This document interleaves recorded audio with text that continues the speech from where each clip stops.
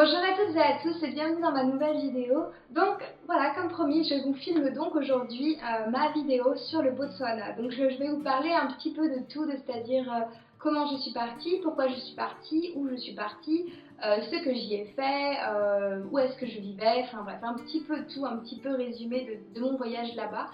Voilà, donc j'espère que cette vidéo vous plaira. J'ai pensé de vous faire cette vidéo parce que c'est vrai que le Botswana c'est pas vraiment un pays dont on entend très souvent parler, malheureusement, parce que pourtant c'est un pays magnifique et qui est, on va dire, en très grande voie de développement. C'est le pays, on va dire, le plus en paix, enfin le plus en paix, le plus pacifique de l'Afrique.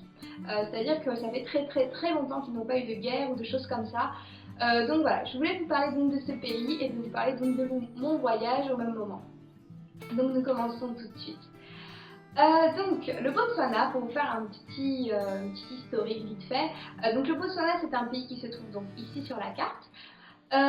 Et en fait c'est un pays d'Afrique du Sud, donc qui est à la frontière avec le pays lui-même qui s'appelle l'Afrique du Sud.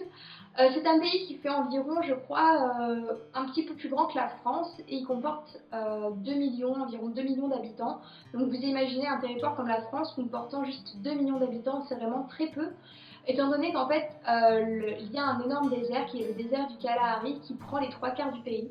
Donc c'est pour ça qu'il y a, on va dire, peu de population ou de très petits villages très ruraux qui sont vraiment perdus dans le désert où ça dépend d'où vous êtes en fait. Mais je vous ferai on va dire, une vidéo spéciale sur l'historique du Botswana un autre jour parce que sinon je vais y passer des heures. Mais voilà, n'hésitez pas à aimer la vidéo si jamais vous voulez que je vous fasse justement une vidéo sur un peu plus tout ce qui est historique et comment ça marche la vie au Botswana, enfin voilà, un petit peu tout comme ça. N'hésitez pas à aimer la vidéo, comme ça j'en ferai une de ce style. Donc pourquoi moi je suis partie? Donc je suis partie, en fait, tout a commencé en mars 2014. Donc en mars 2014, c'était à l'époque où j'étais toujours vendeuse dans mon petit magasin et c'est vrai que je m'ennuyais énormément. C'était, on va dire, comment dire, ouais, c'était un peu compliqué pour moi. J'avais envie de bouger, j'avais envie de voir du pays. Je me sentais un petit peu, on va dire, prisonnière dans ce magasin parce que c'est vrai que c'était un tout petit magasin et je m'ennuyais vraiment à faire ça. Et je voulais qu'une chose, c'était vraiment bouger, je voulais faire autre chose et même partir découvrir. Et c'est vrai que depuis déjà plusieurs années, je pensais un jour vouloir faire, on va dire, de l'humanitaire, enfin voilà, un voyage de ce style. Donc un jour, comme par plus grand hasard, et ça franchement, si c'est pas enfin je suis pas, on va dire, je suis pas croyante, je suis pas religieuse, je suis pas ça, mais c'est vrai que par le plus grand des hasards, et bien en fait j'ai croisé une personne qui m'a justement on va dire, montrer la voie. Ça fait vraiment religieux tout ça. Donc j'ai rencontré une jeune femme, une jeune française qui travaillait donc pour un organisme qui était basé à Leicester. Donc cet organisme c'est Skillshare International. Donc Skillshare c'est en fait on va dire une organisation humanitaire qui s'occupe de prévention contre le sida, éducation des jeunes enfants, éducation en général dans plusieurs pays du monde comme l'Afrique. Ils travaillent aussi en Inde, ils travaillent aussi en Amérique du Sud. Enfin voilà, ils font beaucoup d'humanitaire dans plusieurs pays du monde. Et c'est vrai que voilà, je n'en avais jamais entendu parler. Et donc j'ai demandé à cette jeune femme, donc Jenny, à qui je fais un coucou au passage, comment on pouvait travailler pour eux, comment on pouvait justement partir et faire justement de l'humanitaire pour quelques mois.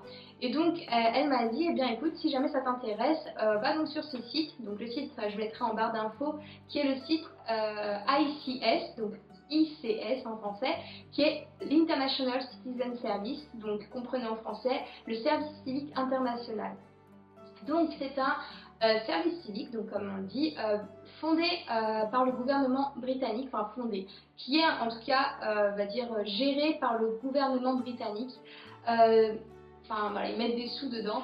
Donc pour pouvoir justement en faire partie, pour pouvoir partir grâce à ça, il faut vivre en Angleterre depuis minimum 1 an. Donc avec chance, ça faisait 1 an et demi que j'étais en Angleterre, donc j'ai pu postuler directement. Mais c'est vrai que si jamais vous voulez vous-même postuler et que vous n'habitez en Angleterre que depuis 6 mois ou quelque chose comme ça, il va falloir attendre au moins une année pour pouvoir postuler. C'est vrai que c'est important parce que c'est aussi au niveau de la langue. Si jamais vous ne parlez pas bien l'anglais ou quelque chose comme ça, eh bien je ne pense pas qu'ils pourront vous prendre parce qu'il faut quand même avoir une bonne base en anglais pour pouvoir partir. Donc j'ai donc postulé en mars, donc il fallait juste remplir un formulaire. assez simple à remplir. Juste ils nous demandaient si on avait des expériences avec des enfants, si on avait, voilà, si on avait fait déjà un service civique et tout. Ou du volontariat dans des organisations, dans des associations. C'est vrai que moi j'avais un petit avantage, le fait que j'ai déjà fait un service civique donc en France, je t'en parlerai aussi un peu plus tard, mais j'avais déjà effectué un an de service civique en France, donc c'est vrai que ça m'a ouvert une énorme porte pour pouvoir faire ce service civique là. Donc j'ai eu donc la réponse, je crois, 1 ou 2 mois après, comme quoi il m'acceptait pour passer les premières qualifications, parce qu'il y a, je crois, deux qualifications, on appelle ça des selection days, donc 2 journées de sélection pour pouvoir partir. Donc j'ai passé la première journée de sélection en mai ou juin, je ne sais plus exactement, mais mai ou juin 2014, et en fait j'ai été donc sélectionnée. Donc c'est tout simple en fait, il faut juste, on va dire, voilà, ils regardent en fait comment vous travaillez en groupe, donc il y a des petits ateliers avec des groupes de jeunes qui veulent aussi partir comme vous. Il faut aussi montrer que voilà, vous êtes intéressé à vouloir, voilà, vous partez pas juste pour le voyage, vous partez là-bas aussi pour pouvoir aider des personnes. Ils font aussi un petit entretien, donc vous demandez voilà pourquoi vous partez, qu'est-ce que vous voulez y faire, qu'est-ce que vous voulez que ça vous apporte. Enfin bon. Après c'est vrai que moi je pense qu'ils prennent un petit peu tout le monde. À mon avis ils sont pas très exigeants sur tout ça. Il faut juste voilà montrer que vous êtes vraiment motivé. Une fois que ça s'était fait, donc j'ai été sélectionnée et ils m'ont en fait j'avais déjà présélectionné l'organisation avec laquelle je voulais partir, mais c'est vrai que des organisations caritatives, il y en a, on va dire, une bonne quinzaine. Voilà, il faut choisir en fait avec laquelle on voudrait partir, et moi j'avais choisi donc Skillshare International, étant donné que j'avais rencontré donc la jeune femme qui travaillait pour eux et que j'en avais entendu du bien. Donc je suis donc partie avec Skillshare International et ils m'ont demandé de choisir donc entre 3 pays. Donc il y avait l'Afrique du Sud, le Lesotho et le Botswana, et moi j'ai choisi donc le Botswana. J'ai pensé à l'Afrique du Sud, mais c'est vrai que je voulais vraiment quelque chose qui me dépayse un petit peu plus. C'est-à-dire, voilà, je voulais pas partir, parce que l'Afrique du Sud c'est aussi des grandes villes, ce sont ce genre de choses-là. Donc voilà, j'ai pas vraiment eu envie de partir en Afrique du Sud, étant donné aussi que c'est assez dangereux en Afrique du Sud, il y a beaucoup de criminalité. Donc voilà, je préférais pas y aller. Au Lesotho, je me suis dit pourquoi pas, mais c'est vrai que je sais pas, j'ai pas choisi le Lesotho. J'ai plutôt préféré le Botswana qui avait l'air un pays plus grand et plus vaste, donc j'ai choisi le Botswana. Et j'ai été prise pour le Botswana. Donc, je crois que c'était entre juin et septembre, j'ai donc amassé des fonds pour pouvoir partir donc, au Botswana. Donc, pour pouvoir partir dans le pays pour lequel vous devez y aller, il faut amasser minimum 800 livres pour l'organisation pour laquelle vous partez. Parce qu'il faut savoir que vous ne payez rien, et vous ne payez absolument rien. C'est-à-dire vous ne payez même pas la billet d'avion, vous ne payez pas la bouffe, vous ne payez rien du tout. Juste la seule chose qu'on vous demande, c'est donc d'essayer de récolter 800 livres pour pouvoir, pour l'association, pour voilà, payer au moins un petit dixième de votre billet, enfin voilà, aider un peu à tout ça. Et aider aussi au bon fonctionnement de l'organisation, ce qui est, je pense, normal. Donc j'ai réussi à amasser donc des fonds. Donc vous pouvez voir ici la petite photo quand je faisais ma vente de gâteaux à Bourg-en-Bresse, au marché de Bourg-en-Bresse, qui m'a rapporté bien 300 €. Donc j'étais assez contente. J'ai aussi eu beaucoup de personnes qui m'ont sponsorisé, qui m'ont donné de l'argent. D'ailleurs que je remercie, je pourrais pas toutes les citer, mais je remercie dans cette vidéo toutes les personnes qui ont justement qui m'ont aidé à pouvoir amasser ces fonds là. Merci beaucoup de m'avoir aidé pour ça. Voilà, donc tout ça c'était fait, j'ai rempli donc mes papiers, j'ai fait tous mes vaccins, j'ai fait tout ça. Je vous ferai une vidéo sur comment préparer son voyage pour l'Afrique, parce que comme ça je vous parlais de tout ça, des vaccins, de tout ce qu'il faut préparer. Et donc une fois que tout était prêt, et bien le 7 octobre est arrivé, et donc le 7 octobre, et bien j'ai décollé. Donc mon voyage a duré 3 mois, environ 3 mois, ouais 2 mois et demi, 3 mois. Bien sûr, ben voilà, il fallait que j'abandonne. Je ne peux pas dire abandonner, mais que je laisse Tim et Dobby, enfin voilà, tout ce que j'aime et mes parents, enfin tout le monde aussi. Donc c'est vrai que ça a été un peu dur quand même, parce que c'est vrai que moi j'ai laissé quand même des personnes derrière moi, ils vont partir 2 mois et demi, 3 mois comme ça. C'est pas non plus facile, mais bon, je l'ai fait, maintenant ça s'est super bien passé, donc je le referai. Je suis donc partie du 7 octobre 2014 jusqu'au 17 décembre 2014. Ce qui fait environ 2-3 mois. Lorsque je suis arrivée, j'ai été donc logée par une famille d'accueil dans un village. Donc en fait, quand on est arrivé, on a eu, on va dire, une sorte de petite réunion avec tous les bénévoles. Donc il y avait des bénévoles anglais, mais aussi des bénévoles du Botswana, des jeunes du Botswana avec qui on collaborait. C'est-à-dire qu'en fait, voilà, on faisait vraiment tout ensemble. Il n'y avait pas que la partie des Anglais et que la partie des Botswanais. Il y avait les deux mélangés, donc c'était super bien. Donc ils nous ont emmenés dans nos familles d'accueil, parce qu'on logeait dans une famille d'accueil au Botswana. J'habitais donc avec ma maman et mon petit frère et aussi le grand-père dans une maison, on va dire assez sympa, qui était plutôt bien. Pour le village, je crois que j'étais un peu dans la partie riche, donc j'étais un peu chanceuse. Mais c'est vrai que voilà, j'ai vécu donc avec ma maman et mon petit frère, qui étaient vraiment des personnes vraiment très très gentilles, qui se sont super bien occupées de moi, qui étaient adorables avec moi en tout cas, que je n'oublierai pas.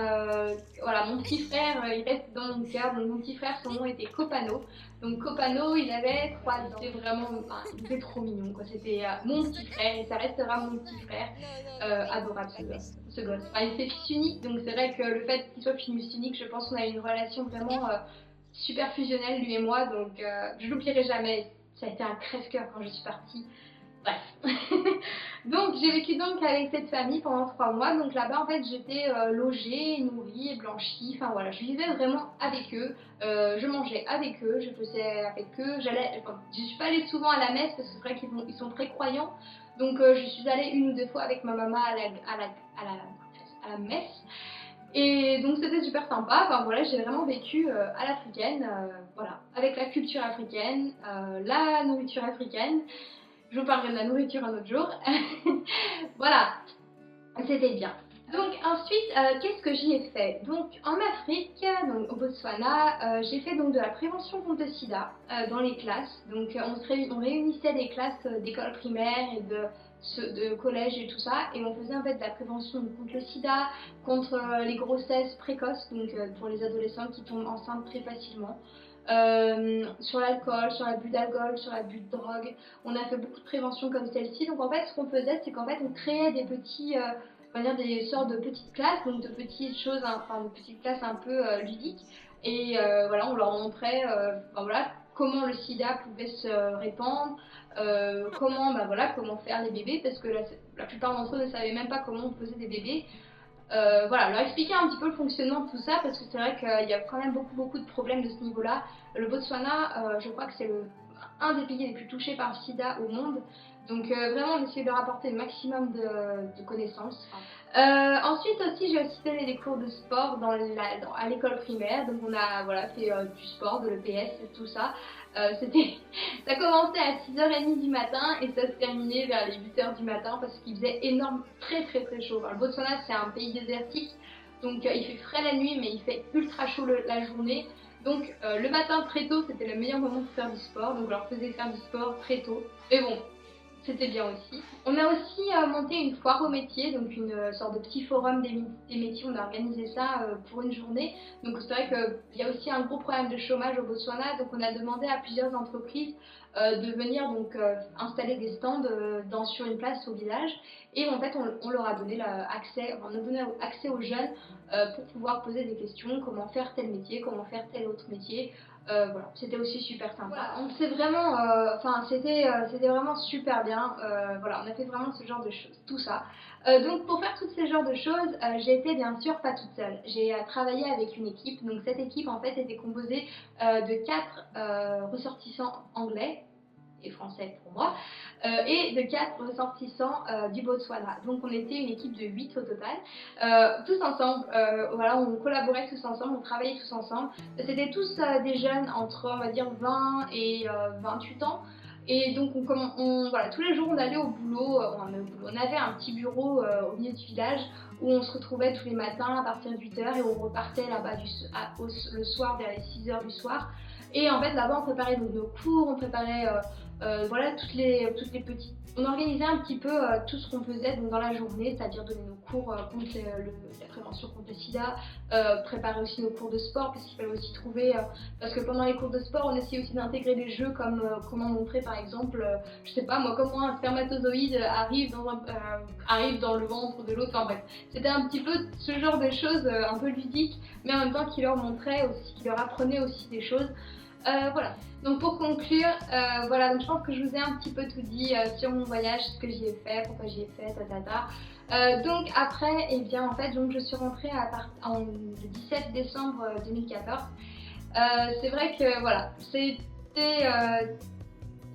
assez compliqué de revenir, étant donné que voilà, j'avais quand même la vie là-bas et la vie ici, c'est vraiment très très différent. Là, ça redonne vraiment les vraies valeurs des choses, c'est-à-dire que par exemple, on voit plus les choses de la même manière, tout nous paraît, tout ce qu'il y a autour de nous, tout le matériel autour de nous paraît vraiment superflu, on va dire, ouais c'est ça. Bon après c'est vrai que voilà, les mauvais démons reviennent, c'est vrai que maintenant je suis super contente d'avoir tout ce que j'ai autour de moi.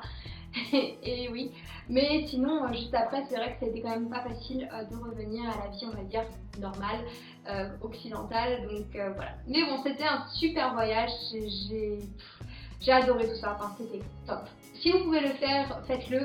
Je crois qu'on a des services civiques internationaux que vous pouvez faire à partir de la France. Il faut vous renseigner. Je ne connais pas vraiment, donc je ne pourrais pas vous renseigner là-dessus hélas pour ce qui est de la France parce que je n'en ai pas fait moi-même. Mais je vous laisse aller voir. Je pense que si vous vous renseignez sur le site du gouvernement français ou ce genre de choses, vous pouvez sûrement trouver justement des articles là-dessus ou voilà, des informations là-dessus. Mais je vous conseille vraiment de partir. Je vous conseille un jour d'aider votre prochain, juste de partir et de donner du temps pour les autres. Même si c'est pas beaucoup, je ne vais pas dire ce que j'ai fait c'est énorme, je n'ai pas fait quelque chose d'énorme, j'ai juste donné des cours à des gosses pour leur montrer que voilà, mettez des capotes et voilà. C'est tout, c'était pas plus compliqué que ça, mais c'est vrai que voilà, ça donne. Maintenant quand j'y pense, je suis assez fière de ce que j'ai fait parce que je me dis que peut-être qu'un enfant, surtout ceux que j'ai rencontrés, m'a écouté et peut-être qu'il va se dire plus tard, et ben voilà, je vais faire attention avec ma vie, et ben voilà, je vais pas faire ça, ou voilà, je vais faire ci. Voilà, je pense que c'est juste important de faire ça au moins une fois dans sa vie, de partir découvrir un autre endroit, de partir découvrir, voilà, de partir découvrir le monde parce que le monde est tellement vaste, le monde est tellement grand, on ne devrait pas rester cloîtré chez soi, on ne devrait pas rester enfermé tout le temps et ne regarder juste son écran et se dire ah bah c'est triste ce qui leur arrive et passer à autre chose. Non, c'est faux, il faut faire quelque chose, il faut partir, il faut découvrir. Même si vous partez sans faire d'humanitaire, vous partez juste faire un voyage, mais juste le fait de rencontrer des gens, juste le fait de parler à d'autres personnes d'une autre culture, ça vous ouvre l'esprit, mais d'une vitesse, d'une grandeur, enfin bref, je vais pas vous faire un monologue pour 15 ans, partez, c'est tout ce que j'avais à vous dire. Voilà, j'espère en tout cas que ma vidéo était pas trop mal, désolée, je suis partie un peu en vrille et tout, mais je pense que c'était important que je vous parle aussi de ça parce que c'est vrai qu'on n'y pense pas souvent et qu'il faut le faire. On est jeune, on a la vie devant nous, partez, voyagez, découvrez le monde, même si vous n'avez pas beaucoup d'argent, vous n'êtes pas obligé d'avoir de l'argent pour pouvoir partir, il y a des personnes qui partent avec rien et qui arrivent à construire une vie géniale. Voilà, tout est possible dans la vie, ne vous arrêtez pas à ce que les gens vous disent, si vous voulez partir, partez. Voilà, merci du fond du cœur de m'avoir regardé. Donc comme je vous l'ai dit au début, n'hésitez pas à aimer la vidéo si vous voudriez que je vous fasse des vidéos on va dire plus sur tout ce qui est l'histoire du Botswana, comment est la vie au Botswana, les conditions de vie au Botswana, parce que je vais aussi vous faire une vidéo là-dessus je pense de toute manière, sur mes conditions de vie, ce que j'ai mangé, comment j'ai fait pour survivre et tout, vous verrez, c'est assez rigolo. Mais sinon voilà. Merci encore du fond du cœur de me suivre, merci encore du fond du cœur de vous abonner tous les jours à ma chaîne. Et puis voilà, je vous souhaite une très très bonne journée. Et puis, ah oui, je voulais vous dire, je pars en France donc la semaine prochaine pour 2 semaines environ. Donc je vais faire un petit peu le tour de la France parce que voilà, quand c'est l'été, je fais un peu le tour de la France pour voir un peu toute la famille. Et donc j'ai pensé, je suis pas sûre de le faire, mais j'ai pensé, je vais sûrement vous faire un vlog. Enfin, plusieurs vlogs sur justement mon voyage, enfin mes voyages, où je vais aller, tout ça. Je dis je suis pas sûre parce que voilà, ça reste un peu bizarre de se balader, se filmer comme ça, donc on va voir si j'arrive à le faire ou pas. Et je vais voir surtout si j'arrive à m'en sortir avec tout ça, mais bon. Je vais essayer de vous poster ça, bon je vous posterai pas ça dans les 2 semaines à venir, étant donné que j'aurai sûrement pas internet avec moi. Mais dès que je reviendrai, je vous posterai tout ça, et puis si c'est sympa, si je vois que ça, faut dire que ça vaut le coup, je vous posterai tout ça. Voilà, en tout cas merci beaucoup encore de me suivre et je vous dis à très bientôt dans une très prochaine vidéo. À très bientôt, protégez-vous, ciao. Pour vous remercier et pour fêter on va dire mes 100 premiers abonnés, j'ai décidé donc de vous faire une vidéo, on appelle ça une vidéo tag. Donc la vidéo sera les 100 questions bizarres que personne ne pose.